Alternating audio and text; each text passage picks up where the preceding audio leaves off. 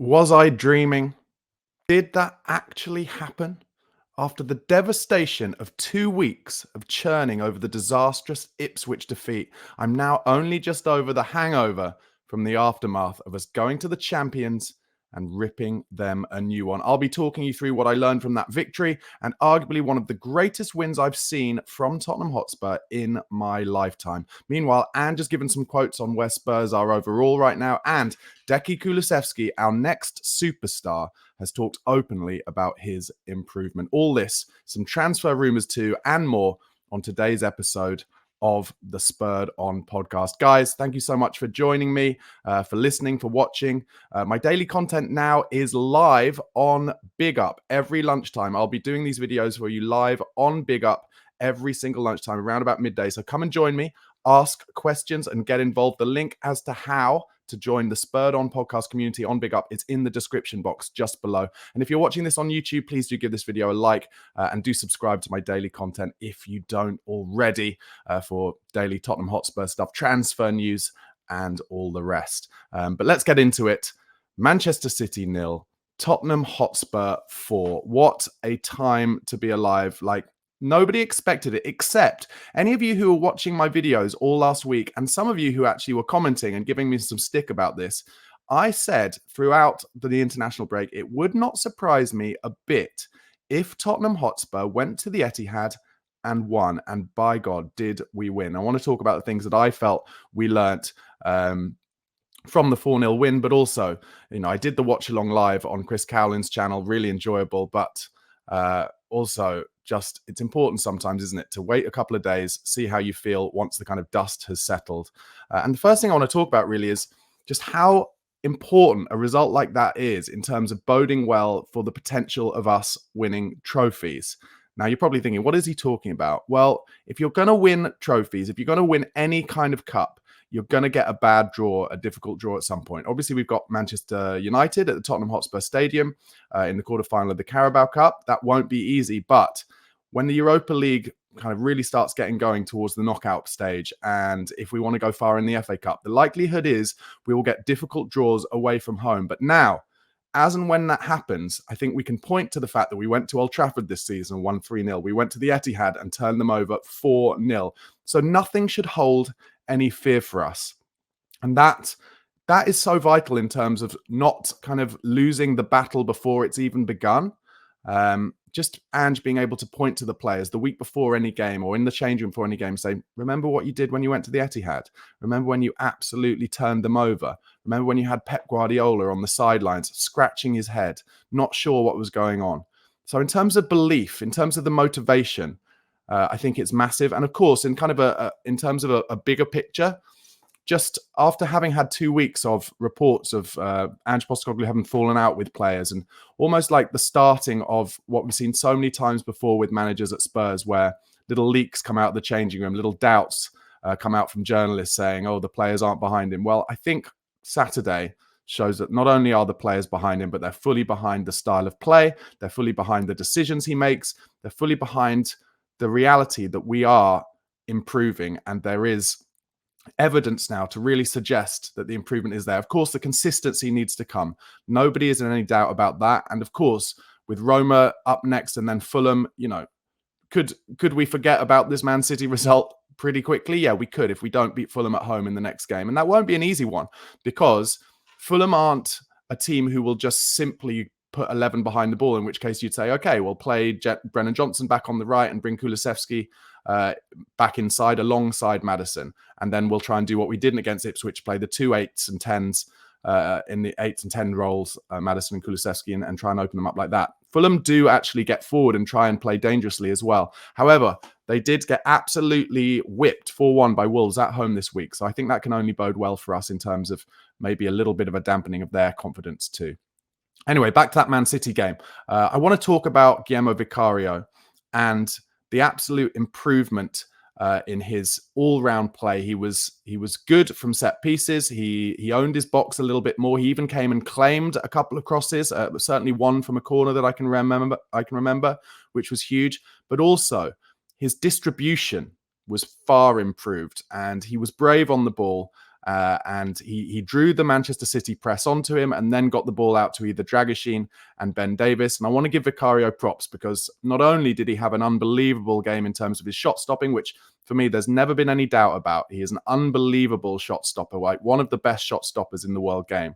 But where he needs to improve in terms of commanding his box and his distribution, in terms of doing it in a huge game away from home, he was excellent. He was really brave, and I want to give him the credit for that because he doesn't get enough credit when he kind of is deemed to have made a mistake. Like, don't forget, during the international break, he led in a goal from a corner and everyone was giving him stick, and it wasn't his fault. It was an out-swinging corner that came to about 6-7 yards out, and it wasn't his to claim.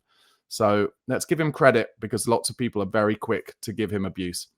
Also, I want to talk about the vital balance that Ben Davies gave us. Him playing on the left and that allowing Radu Dragusin to play on his kind of far more comfortable right side of the two centre-backs.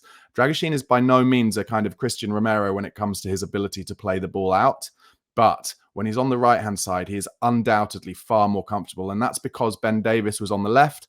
And Ben Davies gave us a 9 out of 10 performance. He always gives 110%. He is a professional. He got his body in the way and his passing was excellent out to Udogie or out to Sonny. And listen, while Romero and Van der Ven are out, I don't have a problem with playing Ben Davies and Dragusin together. I think getting a clean sheet at the Etihad Stadium is absolutely huge for them, huge for the whole team. And I just wanted to give huge amounts of props to Ben Davies and the balance that he really gave us. It really helped Dragusin as well. And listen, like I said, like a clean sheet at the Etihad Stadium, that hardly happens at all. And bear in mind, Man City hadn't been beaten at the Etihad for something like 55 games. Huge, huge result for Tottenham Hotspur. Going on, Yves Bissouma got booked in 15 seconds, didn't he? Absolutely the most Yves Bissouma thing potentially he's ever done is getting booked within 15 seconds. We all, I'm sure, then half expecting him to get sent off at some point. But after that booking, and bear in mind, he had given that ball away that he then had to chase back and foul because of. He then put in a 9.5 out of 10 performance for me, Yves Bissouma. And what an important time for him to show exactly what he can do. Because Bentancur is going to be out for at least another 6 games. And Bissouma is going to get a proper run in the team. And if he can stay away from suspension, and if he can stay away from injury during these few games where Bentancur is out, then he could cement his place in this side for the whole rest of the season. And that's what Bissouma's got to be thinking about, in my opinion. He's got to be looking at this as an opportunity. Bentancur made a mistake. He's not available.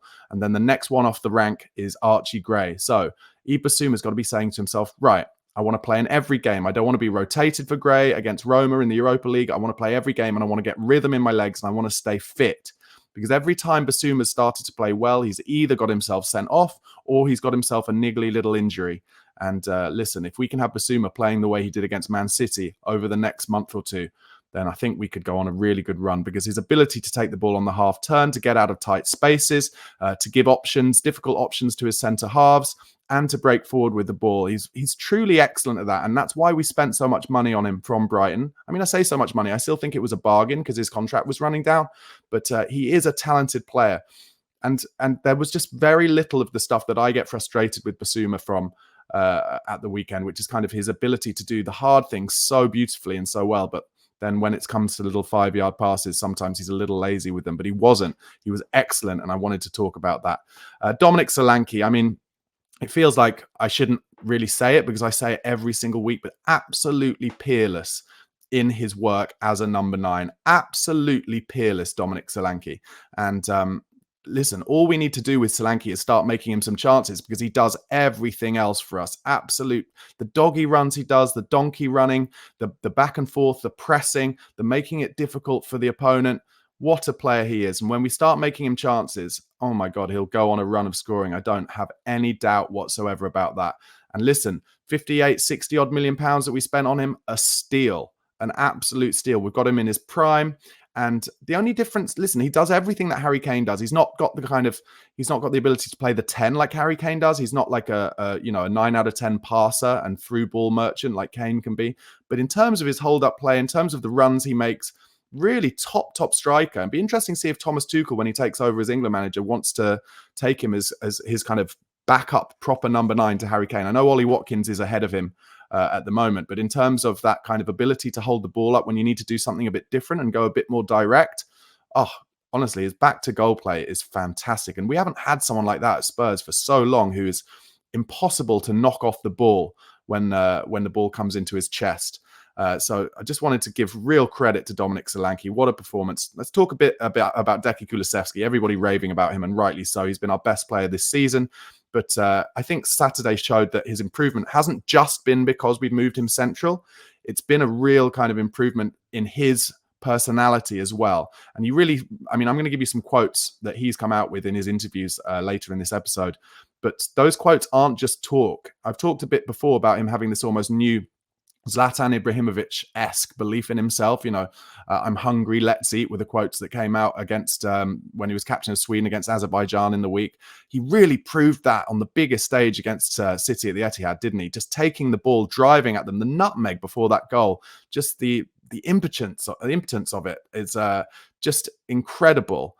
And what a player he is. And now he gives Ange more decisions to make, kind of more possibilities, because he played so well on the right that now he can come in there if we need to kind of shore it up a bit more and keep things a tiny little bit more pragmatic in games like that. And Brennan Johnson will be upset that he didn't start the game, but I think he'll understand it as well. We needed something a little less direct. We needed to keep the ball more in the final third to take pressure off ourselves when Manchester City were kind of likely always to have a lot of the ball. And Kulusevski was outstanding. And that cross he put in for James Maddison's first, absolutely beautiful. On the money. The weight of it was fantastic. So Kulusevski with another 10 out of 10 performance. I want to talk about Pape Matar Sarr as well. I just wrote down here, Pape Matar Sarr can be anything he wants as a player, because you can still see some rawness in him, but he makes the correct decisions more often than not. And his engine and his back and forth, you just don't get many players like that in central midfield, especially at such a young age. And as he improves kind of his technical quality, and I do notice improvements in that already, but as that gets even better, I'm still talking about him as a potential kind of Patrick Vieira-esque player going forward. When he puts on a bit more muscle, fills out, and can properly like run games, boss games, take the game by the scruff of the neck. What an exciting player we have. And if I'm Daniel Levy right now, and he always was really good at this when we had our kind of previous group of young up-and-coming players really doing well together under Pochettino, he got those players signed up to contracts pretty early, really kind of really showed them how much he appreciated how they were improving. And I would be getting Kulusevski signed up. I'd be getting Sarr signed up right now. I really would. Because he is just a fantastic player. And finally, I mentioned him earlier when I was talking about Ben Davis, but Radu Dragusin says, I just think when he becomes, and I think he will become more confident on the ball as he gets older, he could really actually be, and I know this is a bit reactive because I did give him some stick after the Ipswich game, but if he can just make that improvement on the ball, become more confident, get more rhythm into his legs, playing more Premier League games, he could become like a Nemanja Vidic. He is that kind of centre-back, right? Real no-nonsense. Nobody will want to mess with him. And he put on a great performance against Manchester City. And let's give credit while credit is due, or where credit is due, sorry, because, listen, we all got a little bit on the back of Radu Dragusin after his performance against Ipswich, but he really went to the Etihad and showed what he's all about. And, let's just be a bit more positive about Dragusin, because he's played a lot out of position on the left-hand side of those two centre-backs, and it's clear how much more comfortable he is on the right. Okay, guys. Jake Bodle, is in the comments giving it one of those. Yeah, one of those. A little bit the Antonio Conte. Hey. I think you're talking about the Man City performance, at least I hope so. And what a performance it was. Guys, just a little bit of transfer news to bring you. Spurs and Liverpool have been joined by Barcelona in the race to sign Dutch fullback Danny Wrench, 21 years old, from Ajax. So Spurs still getting more names on their list. Johan Langer doing his work. What are we? 25th of November. So only about a month and 5 days or so until the transfer window opens. So be really fascinating to see how much Spurs are willing to open their wallet to try and do, I guess, similarly to what we did last January, which was bring in a player to fill a gap that we needed. We brought in Dragusin last January. Let's see what happens this January. Also, Spurs still hoping to beat Man United and Newcastle to Angel Gomez, 24-year-old Lille midfielder. His contract's running down. And now Tottenham apparently face competition from Atletico Madrid for Real Betis and USA midfielder Johnny Cardoso, who, of course, we have first option on after we sold Gio Lo Celso to Real Betis and took, as part of that fee, a first option on Cardoso. So looks like we're looking at a spare fullback, which makes sense because we haven't really got anyone properly to cover Udogie. Obviously, Jed Spence and Archie Gray can do a job at left back, but in terms of full cover, there's nobody really there at the moment. So that makes sense why we're looking at the Dutch fullback and still looking at a natural number 6. And that's where we're looking at Cardoso and Angel Gomez. So it all makes sense. As I mentioned earlier, though, Decky Kulusevski gave some interviews after the game. Thought worth bringing you the quotes. And again, keep in mind what I was saying about this kind of Zlatan Ibrahimovic-esque new personality he has, way of thinking. He said this: we have to be much more consistent. It's not a turning point. We have to be better in other games. This game suits us perfectly, but we have a lot of improvement to make in the other games. We have to climb the ladder. We have to improve a lot, especially in the games where we play the lower ranked teams. But it's up to us all to take responsibility because we're very good players. And now we just have to do it every day. This is the standard. This is how we have to play every game. If not, we're just stupid. We just have to keep to this level because when we play like this, it's a joy for the world.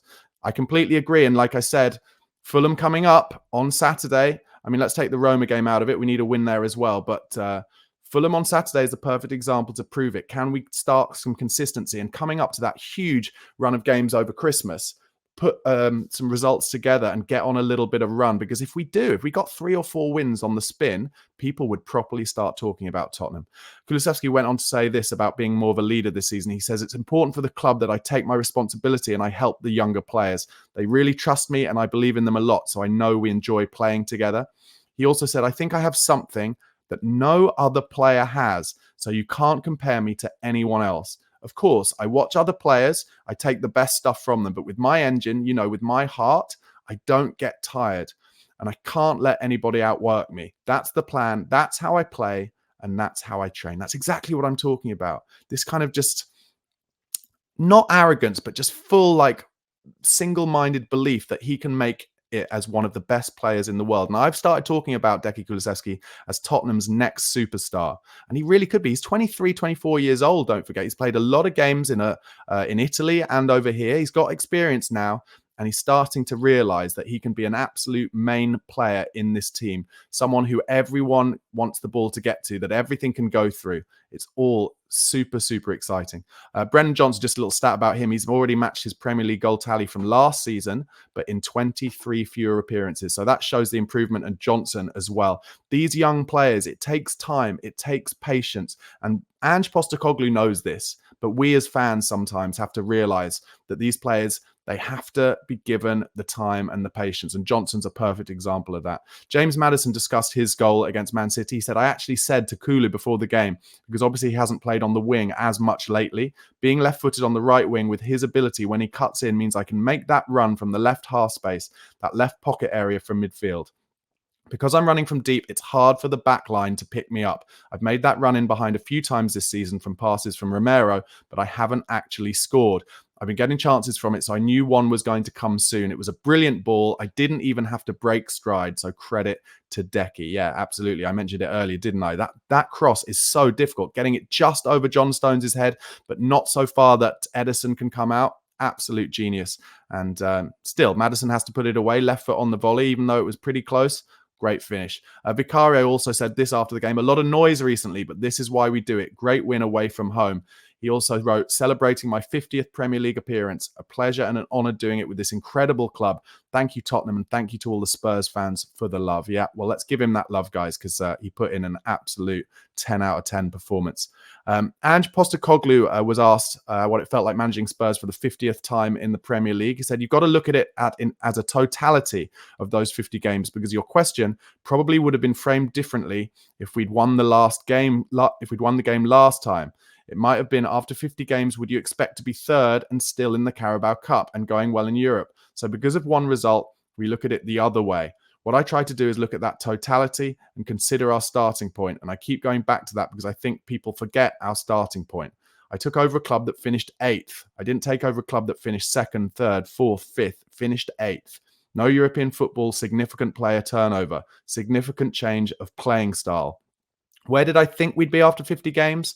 God knows. It could have been a whole lot worse. But when you look at it in the current prism of we're 10th, you're going, it doesn't look good. And I understand that. This was obviously an interview he did before the City game, by the way. And I understand that, and we have to improve that. But over the 50 games, I think there's enough there that shows that we're progressing as a team and we're developing into the team we want. The key is the next 50 games. If they can be in totality better than the first 50, that means I'm doing a good job. Listen, it's true, isn't it? And I've talked again in this episode already about being reactive, and it is hard as a football fan not to be reactive. Of course it is. But everything Ange says there is completely true. We lost Harry Kane, pretty much the best player in our history. And we'd come 8th, and we'd been knocked out in all of the cups very simply, and we didn't have European football. So he is having to properly take on this painful rebuild, the painful rebuild that Mauricio Pochettino talked about years ago. So we have to be a little less reactive if we can, but it is difficult. And like I said, if we play Fulham and don't win on Saturday or next week, maybe it's Sunday, people will be angry again. But let's try not to forget about that Etihad game. We went to the Etihad, and hardly anyone does. We turned them over 4-0. Andrew also said in that interview, I'm always reflecting. I don't think I would have lasted this long if I was just...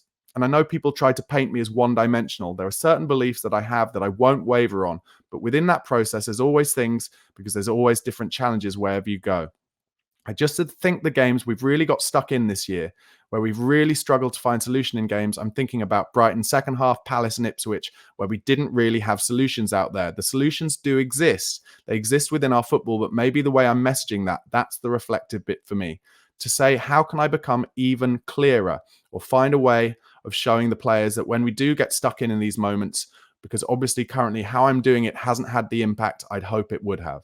So there's always self-reflection. I'm steadfast and I'm clear that I have some really strong principles that I just won't budge on, but that doesn't mean I don't feel at times I need to adapt in the way I deliver things or the way I work. He was asked on whether the bar was set too high after being unbeaten in the first 10 games of last season. He said no, because it was what it was. That's become a millstone because I started too well. What was I supposed to do? Start crap and everyone says, oh, they've improved.